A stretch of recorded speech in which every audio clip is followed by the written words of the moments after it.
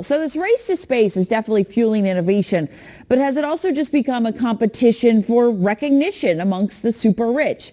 I spoke with technology futurist Ian Khan about the impact of the space race. Ian, so great to have you here during such an exciting time as we've seen history made and these space launches from Richard Branson and Jeff Bezos. What were your initial thoughts after all of this? Well, thanks for having me, Kristen. I think it's really exciting to see something big happen in my lifetime. I mean, I was excited about that you're about to witness something that's never been done before. That's potentially the first step towards many greater things to come. So much hope for the future, but you see a lot of things where these are billionaires. This is a money race. Who can get to space first? This guy's got more than this guy. Is this a race for recognition more so than exploration?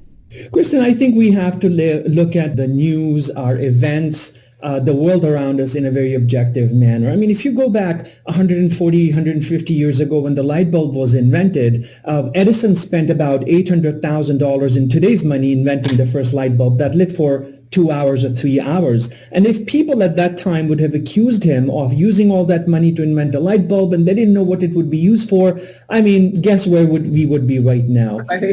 Innovation has a cost. Inventing something has a cost.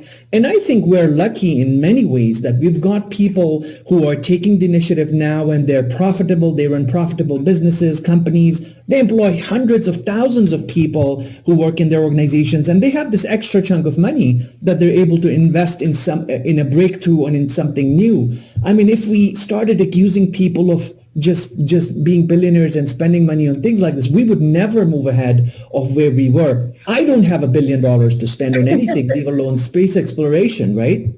I don't have $1 billion or the money to get on the next flight right now, but maybe one of these days. What do you think is the feasibility of this being a more common occurrence and humans going into space more often? Air travel, the invention of air travel about 100 years ago, it's been a century.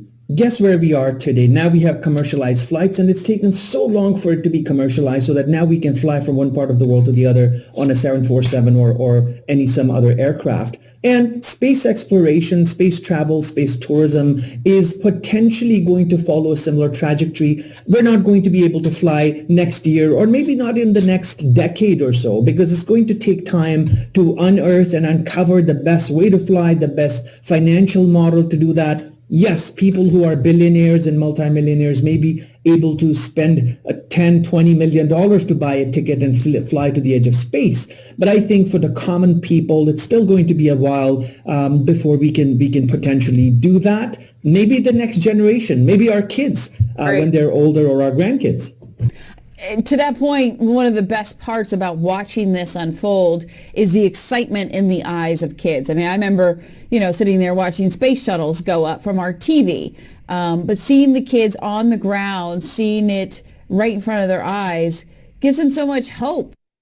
That's right, Kristen. And luckily today, technology is moving at an exponential pace. It's moving much faster than it was even a decade ago. So we can be hopeful that the next breakthroughs are going to be faster, and maybe next 5 years are going to be much more faster than the last 5 or the last 10.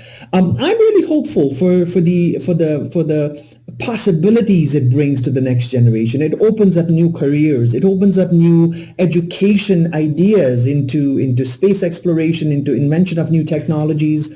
And by the way, this particular initiative of space travel by privatized companies is going to fuel innovation in other areas of life. It'll create hundreds of different products, and innovators and inventors and entrepreneurs will take these ideas and create different things, just like the previous space missions did that, right? The GPS system, the air tire pressure.